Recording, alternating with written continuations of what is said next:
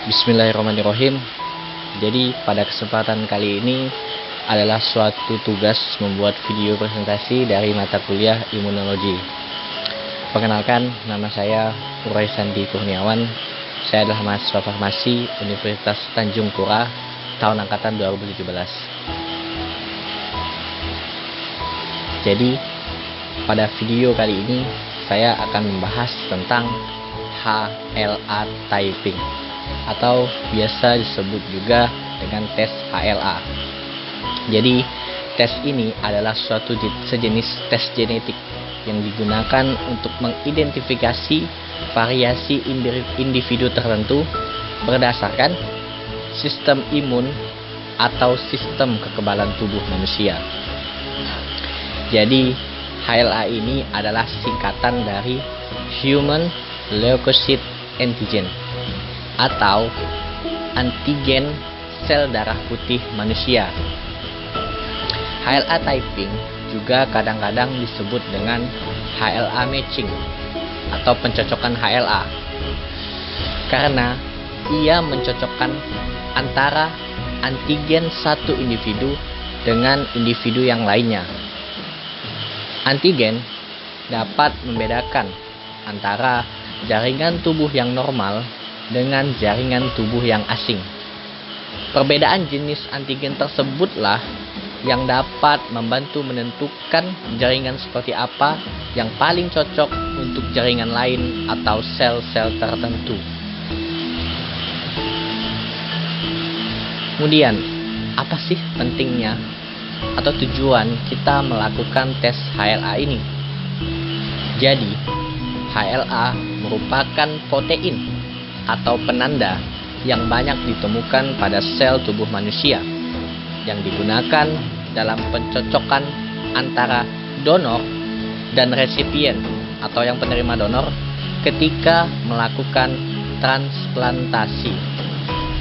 Proses ini penting untuk mengidentifikasi orang mana yang dapat dengan aman melakukan donor jaringan atau organ kepada seseorang yang membutuhkan transplantasi tersebut. Muncul satu pertanyaan, emangnya apa yang terjadi jika donor dan HLA resipien tidak cocok? Jadi, dalam beberapa kasus, seseorang memiliki resiko untuk mengidap penyakit tertentu yang menyebabkan tubuh untuk menyerang jaringan atau sel itu sendiri. Seperti pada penyakit autoimun.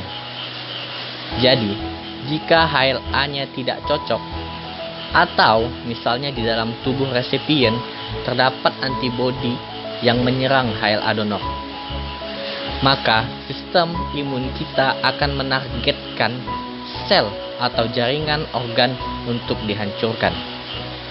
Padahal seharusnya organ donor tersebut dapat digunakan dengan baik oleh tubuh kita, bukannya malah dihancurkan oleh sel imun tubuh. Oleh sebab itu, semakin cocok dan semakin mirip pola antigen antar individu, maka akan besar kemungkinan proses transplantasi akan berhasil. Kemudian, bagaimana sih prosedur atau tahapan-tahapan dari tes HLA ini? Jadi, pemeriksaan HLA dapat dilakukan dengan dua cara, baik dengan cara serologi ataupun molekuler, atau dengan amplifikasi DNA. Pemeriksaan HLA secara konvensional dilakukan dengan menggunakan teknik serologi. Jadi, pemeriksaan HLA dengan metode ini dikembangkan oleh seorang ilmuwan bernama Terasaki melalui suatu teknik yang dikenal dengan sebutan microlymphocytosis assay. Jadi teknik ini membutuhkan preparasi sel limfosit sebagai target pemeriksaan dan memerlukan antiserum yang spesifik dan mengandung antibodi.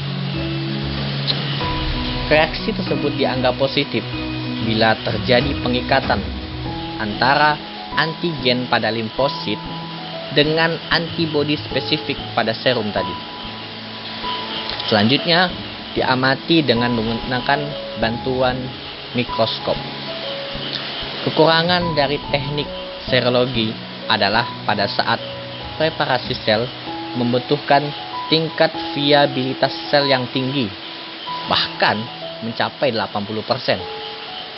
Selain itu, pengamatan dengan mikroskop dilakukan secara subjektif. Apabila pemeriksaan HLA dengan teknik serologi lebih menekankan pada perbedaan struktur antigen, sedangkan pemeriksaan HLA secara molekuler lebih menekankan pada gen yang mengatur ekspresi gen tersebut. Dengan demikian, dapat menggunakan teknik sequence specific primer atau SSP PCR. Keberadaan HLA ditentukan dari teramplifikasinya gen tersebut menggunakan suatu primer yang spesifik. Pemeriksaan berbasis DNA dapat mendeteksi perbedaan nukleotida spesifik sehingga mampu membedakan alel-alel pada satu lokus gen. Kemampuan membedakan suatu alel sampai tingkat lokus tersebut bergantung baik pada metodenya maupun pada primer yang kita gunakan.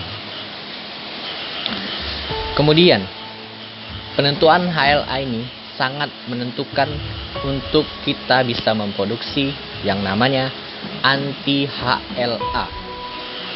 Tujuannya apa?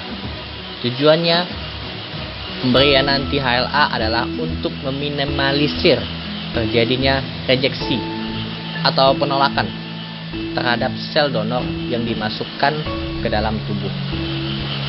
Hal ini disebabkan tiap orang memiliki jenis HLA yang berbeda-beda. Terlebih lagi, negara kita, Indonesia, memiliki banyak suku, bangsa, dan etnik, sehingga dimungkinkan HLA tiap orang itu sangat-sangat bervariasi.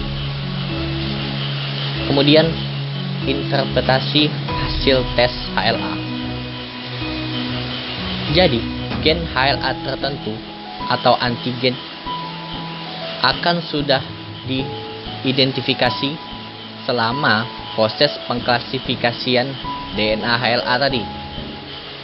Antigen dari penerima transplantasi akan dibandingkan dengan antigen pendonor. Hasil penelitian menunjukkan kebanyakan antigen yang sesuai dan tidak sesuai. Semakin besar jumlah kecocokan, kemungkinan keberhasilan transplantasi akan semakin besar. Ketidakcocokan 0 itu menunjukkan probabilitas tinggi bahwa organ atau jaringan tidak akan ditolak oleh penerima. Selain itu, dilihat dengan adanya antibodi penerima HLA ke donor antigen sangat penting. Pencocokan donor dengan penerima telah mengembangkan. Antibodi harus dipertimbangkan dengan cermat, karena semakin berkembang antibodi HLA seseorang, maka semakin besar juga kemungkinan akan terjadi penolakan dengan organ yang didonorkan. Dan terima kasih atas perhatiannya. Saya pamit undur diri.